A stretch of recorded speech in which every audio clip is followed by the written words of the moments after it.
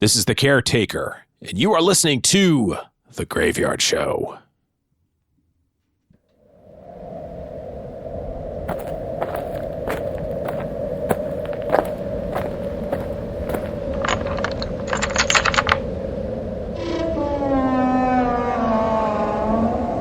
Welcome to the Graveyard.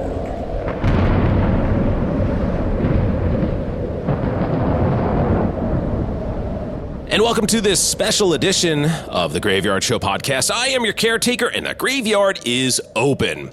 Well, in this edition, we are going to get a little preview of the upcoming documentary In Search of Darkness Part 3. And who better to join me than the director of the In Search of Darkness series, as well as the 1980s science fiction super documentary In Search of Tomorrow. And of course, he's also the executive producer of the upcoming documentary about James Cameron's 1986 film Aliens, entitled Aliens Expanded. I'm talking about, of course, a friend of the program, Mr. David Weiner. David, it's great having you back here on the Graveyard Show podcast.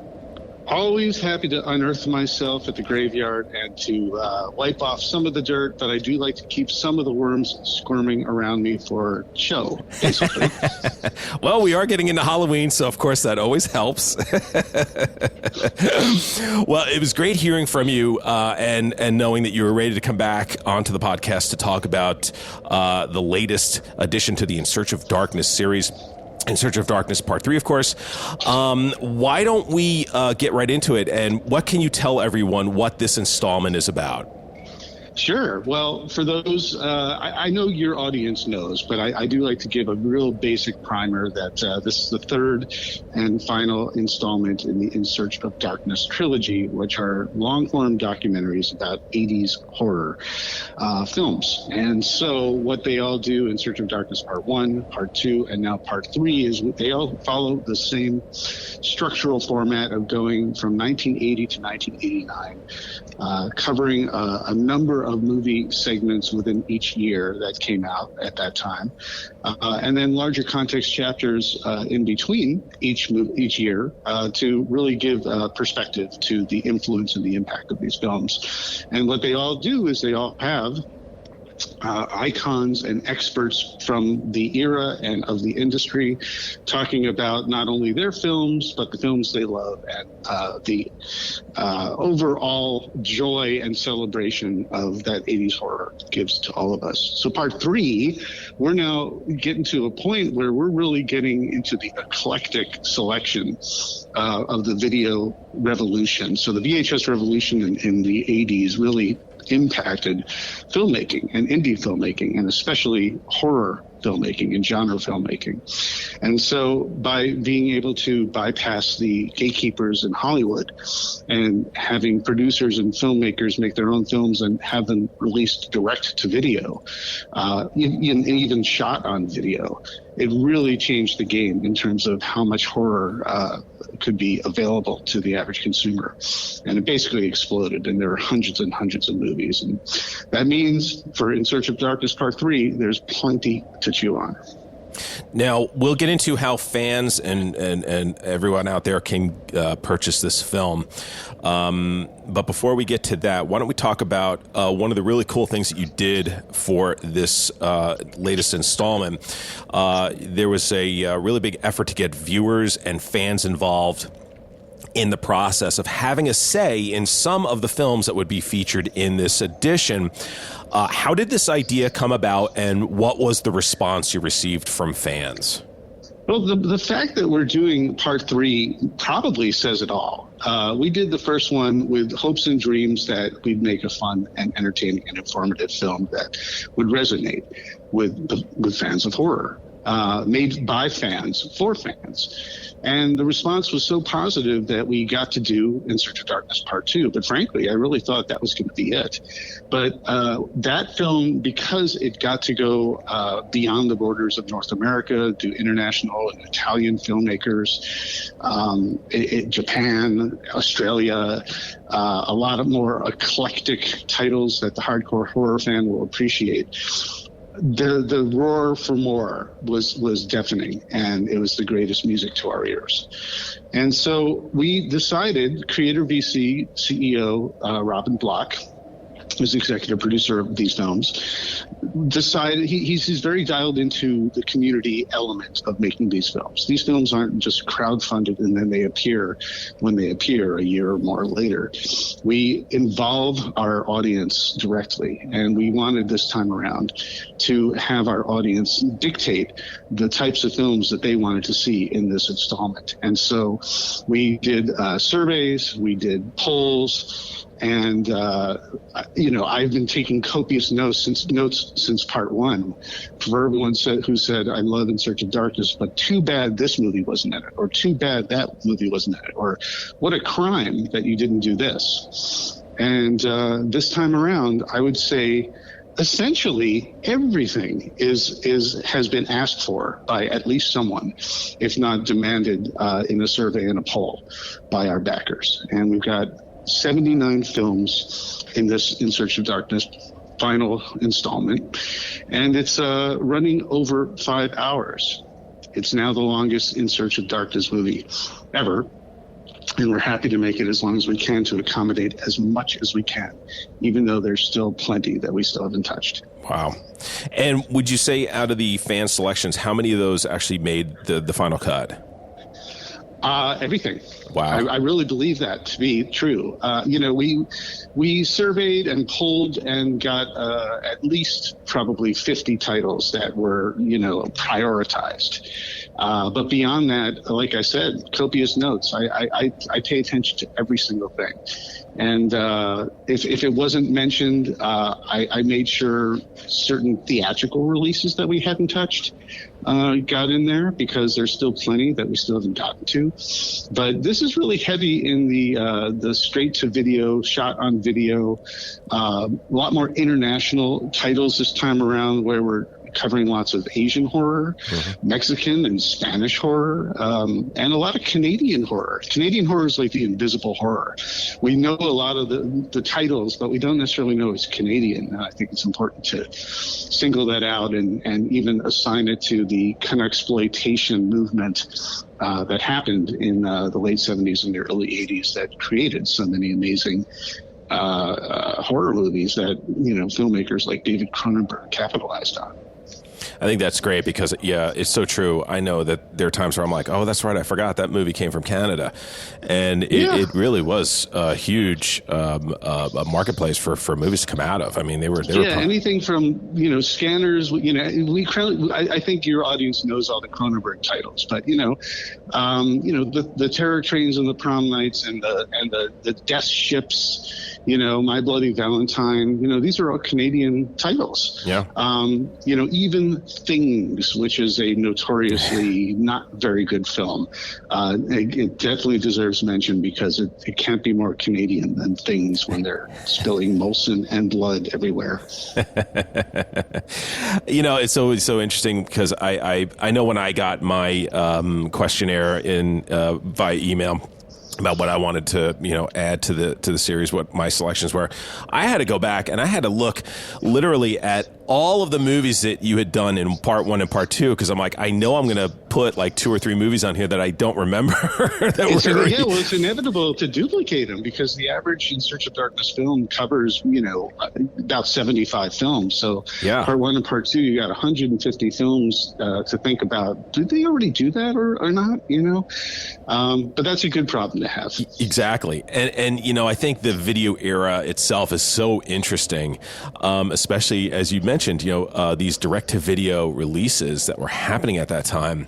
And I remember as a kid seeing the first, I think it was direct-to-video movie. There were 2 of them. One of them was the Tom Savini movie where he played Jack the Ripper. The Ripper, the Ripper, yes. And then the other one is Truth or Dare: Critical Madness. And I remember watching that going, I didn't realize it was shot on video. And I'm like, what is this? This looks so weird and so different. And sure enough, I was like, oh yeah, it's shot on video. It's like, oh, okay. Yeah. I didn't know you could do that. Boarding House is a very big title in terms of that, because it's the first shot on video film released. Wow. and so and that one is, a couple said, hey, I could do that, and I could do it with a video camera. After George Lucas said that video is the future, they took that to heart and got a camera and said, we're going to make a horror movie. And it's quite the masterpiece in all sorts of ways. Now, one of the topics, because what I love is that you always set up, each of the first two films are very different from each other, yet still remaining the same. And you have these great setups, especially in the first one, about the 80s and certain moments and things that were prominent during that decade that helped formulate not only the decade and our world, but also all these movies, whether it's through the In Search of Darkness series or In Search of Tomorrow. One of the topics that's discussed, and I won't give away really anything other than just this topic, just to give people a little bit of taste of what's to come. You look at the satanic panic of the 1980s, which, of course, those of us who lived through it remember it really well. But for those people out there that don't know, that are too young to know what satanic panic was, can you just describe it to them, please? Yeah, sure. I think it's actually a popular thing that people talk about. It sort of made its way back in terms of the lexicon, but it's an era when there were a lot, the moral majority and the religious extreme right were the televangelists and the evangelists were aligning with politics and moving in to push back against a lot of the quote unquote smuts that they were seeing in popular culture and media. And horror movies became a pariah genre, essentially, whether it was in the UK with Video Nasties or domestically in the United States with the Satanic Panic. They called it the Satanic Panic because it aligned. Now, of course, this is, in the wake of The Exorcist and The Omen, the Amityville Horror, even though that's just not necessarily demonic possession. But everyone was like, uh-oh, our kids are going to be they're going to be absorbed into cults of Satan worshipers. It was a big deal. Geraldo was having, Satan themed shows. Does Satan exist? I don't know, but Satan worship sure does. Let's investigate. And it all kind of aligned with heavy metal as well, where typical and congressmen wanted to basically push back and create some sort of guidelines. People thought it was censorship, but it was in their minds guidelines, to protect our kids from dangerous lyrics that were, everything from playing records backwards to, the lyrics themselves to Ozzy Osbourne biting the heads off bats. This was all really bad. But the filmmaking of the era reflected that and capitalized on that and just said, wow, this is hot and everyone hates it. Let's make some heavy metal horror movies like Trick or Treat, Rock and Roll Nightmare. It was a real fun era, and the Satanic Panic really kind of fueled the controversy all around horror filmmaking. That was kind of a long answer, wasn't it? No, that was perfect. Because it's kind of one of those things where I remember even maybe it might have even been as early as maybe the late 70s. I don't know if this happened because I grew up in Jersey. I don't know if that happened out here in California, but the toothpaste company Crest had you know where I'm going. They had a half a moon with Procter and Gamble. Yeah, and it was the stars, and people were like, "That's a satanic symbol." And I remember my parents were like, "Yeah, I don't know." Some of the parents are talking about this, and I'm like, "Okay." And I remember parents were up in arms, and people were writing Crest and like, "You have to, this is terrible, and you have to remove it." And I think they wound up getting rid of it. Dungeons and Dragons was dragged into this as well. It's not a simple explanation just because there were so many different elements. There was a preschool where it made lots of headlines because parents all of a sudden were worried that the people who ran the preschool were indoctrinating their kids into devil worship, and McMartin preschool. It's one of those things where there's so many elements to it, but 2020 will do a special on devil worship and the concerns about it, and they can really light a fire over this stuff, and then all of a sudden everyone's worried that it's happening in their backyards. Yeah, exactly. While the record companies are laughing all the way to the bank, because more people are intrigued in backmasking and devil worship in the lyrics and the music. And ironically, films, and ironically enough, what winds up happening, all the stuff that was kind of hidden in the shadows and that kids were listening to now becomes mainstream, and now everybody just knows about it, and it's just like, oh yeah, that, well, I think it fueled sales of films and movies, and even Dungeons and Dragons. I mean, all these things. I'm sure it sold more Crest toothpaste.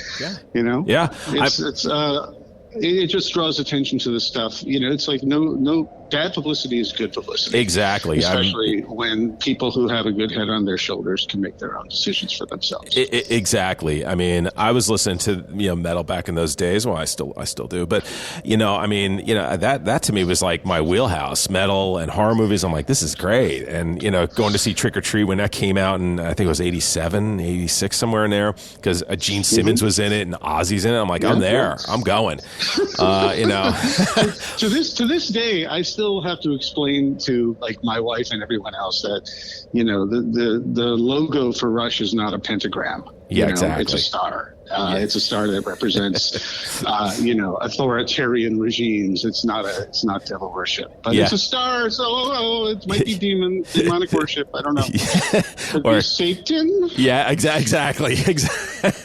Or Kiss Isn't Knights in Satan's Service. That was another one. Yeah, right. That's right. I was like, where did that? I'm like, really? Well, we have for Trick or Treat, we have both Gene Simmons and the star of Trick or Treat, Mark Price. Nice. Sat down with us to talk about the film, and that was super cool. And we have a real great eclectic cast this time around. We have 50 new interviews. We have 70 interviews in total, because 20 more are extended elements of interviews that we've never heard or seen before from these long form interviews that I do with everybody. So a lot of your favorites are back as well. John Carpenter and Robert Englund and Barbara Crampton and Heather Langenkamp and so on. That's awesome. It's as if you're looking at my notes, because that was literally my next question about the interviews. Do you have a camera over me? What's going on? Are you?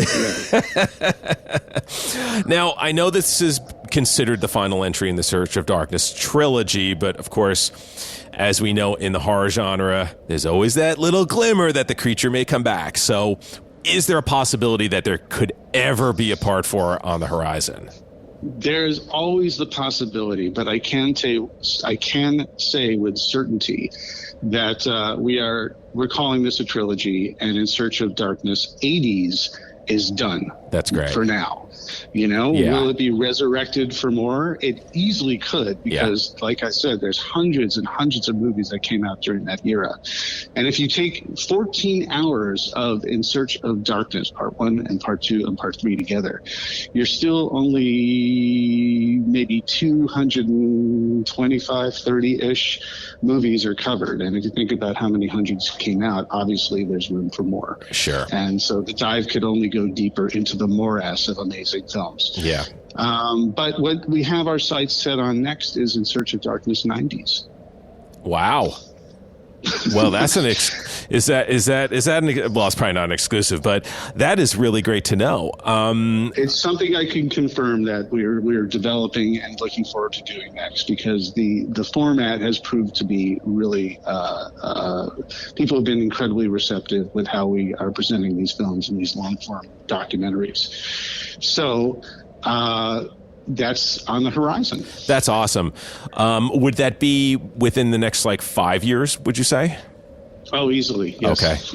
Okay. So would the plan be for this part 3 to come out, and then I know you and the CreatorVC team are hard at work on Aliens Expanded, so I'm assuming that would be next.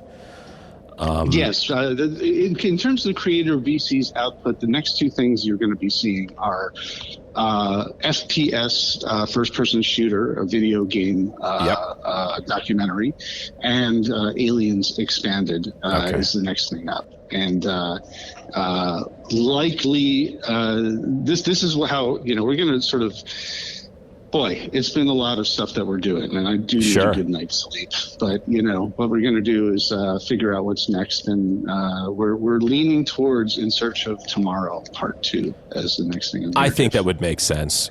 In Search of Tomorrow was so good. It really was. All these films are so good, and you and the team just work so hard putting together these great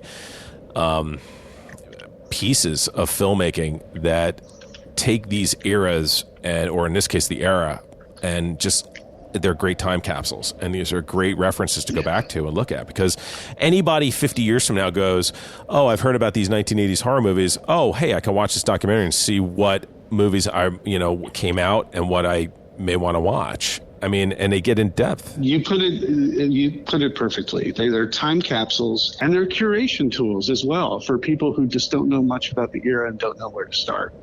And so, if anything, especially as everyone's getting older, and not going to be around for so long, or folks like Ivan Reitman, it's just incredibly important to have these movies for future generations to see people reflect on their own work and the importance that these all figure in the decades that they were made in. And they're really great love letters too to the era. You and I lived during that time, growing up and being immersed in those worlds of horror, sci-fi, and fantasy and all that stuff. And it really is an amazing representation, and all these movies really do mean something, whether they're the great classic films of the time or low budget, sort of just like getting by, but you kind of get endeared to the movies. I can't give you and your team enough credit and appreciation for all of the hard work that you've put in to these movies. I certainly can't wait to see Part 3. I know everybody out there certainly can't wait. So if they want to... Thank you, by the way. I want to interrupt and just say thank you very much. You are a true fan through and through, first and foremost. And these are made by fans for fans. And it's ultimately important, I think, to us. These films might not be important critically, but they all mean something to us. They're all important to us beyond the film itself.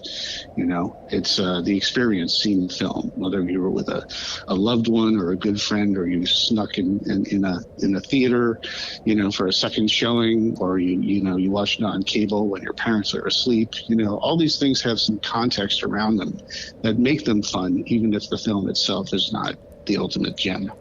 Yeah, and again, really, you guys do great work. You do, and you see it in the product. And I think that's what separates your films from a lot of other films that are out there and documentaries, is that it's like you're doing your job, you're doing your thing, but you have an investment in terms of love and respect for these movies and these interviews that you do, and all of you just, it's really class from top down. It really is. And I know, having watched these movies by myself, whether it was on my own just to watch or prepping to interview you, I'll sit here by myself, and it's like I'll watch the open, the first couple of minutes, the lead into the credits, and I'm like applauding in here, and I'm like, yeah. It's like I'm having my own little fun time here going, yeah, and I'm talking along with the movies, the interviewees, and I'm like, this is just a lot of fun, and it's just, it's great stuff.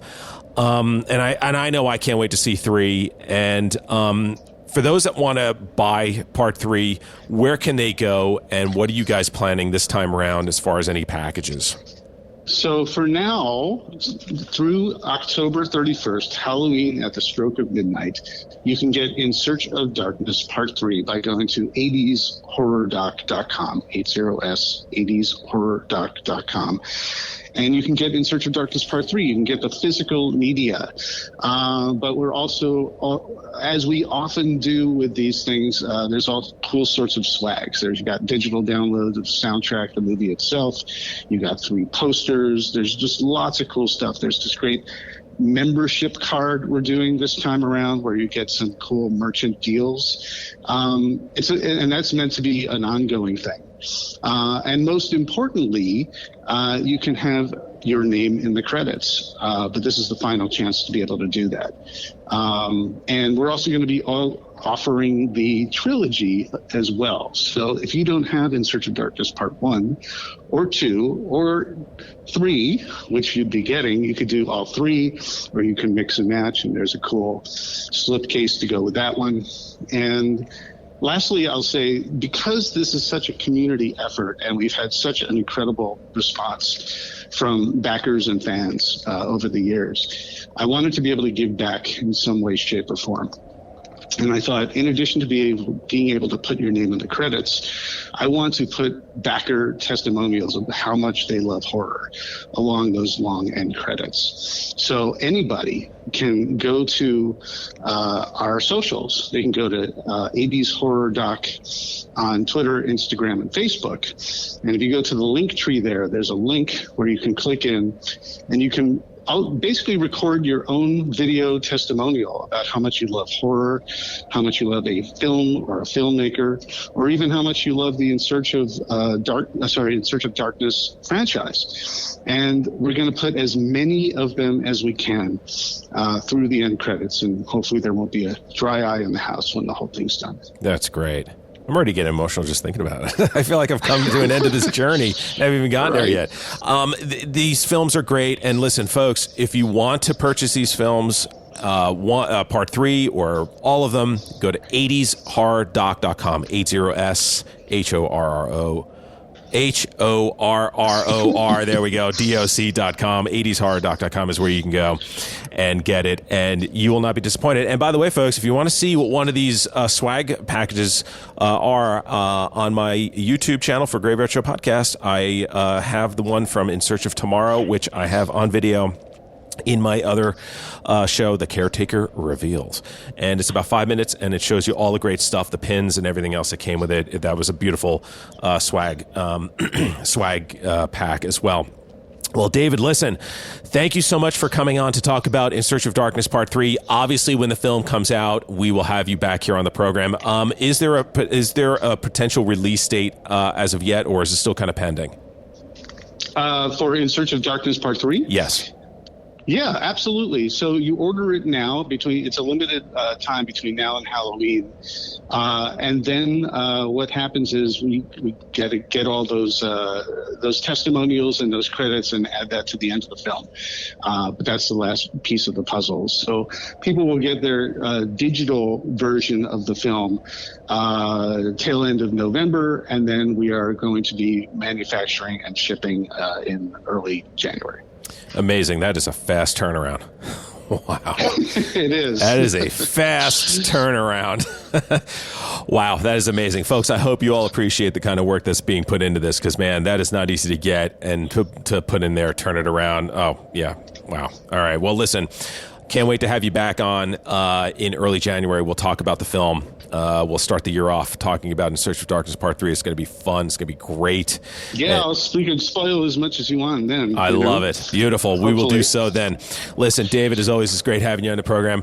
Cannot wait to have you back in January. And again, to all my listeners out there, I will be keeping you posted as well as more news of In Search of Darkness Part 3 is available. Do not forget to check out the soundtrack to all of these films as well. You could do so by visiting the boys at wearypines.com. That's WEARYPINES.com, and you will find the great scores by Jamie Chambers and Don McLennan Jr. It's an amazing. I want to take a moment real quick to single out the two gents who are Weary Pines. They went above and beyond with the In Search of Darkness 3 score, and they really pushed themselves. They went into all different directions, and while we all love their signature synth sound, which you'll definitely have in Search of Darkness Part 3, you'll find they're going in lots of different directions, expanding multiple instrumentations. It's so great, and I'm very proud to have them back for Part 3. They are amazing. And if you're not familiar with them, you can check them out on the Graveyard Show podcast. They were guests of mine way back when, as well as Robin Block, the CEO of CreatorVC as well. David, thanks again for joining me here on the show. Happy Halloween to you and your family, and to your CreatorVC family. And to everyone out there, in podcast land and on YouTube. Happy Halloween to all of you as well. Enjoy the rest of October and Halloween, and I will see you again very soon. And as you exit the graveyard, I would like to remind you to please lock the gate behind you. We wouldn't want anyone to get out. Until next time.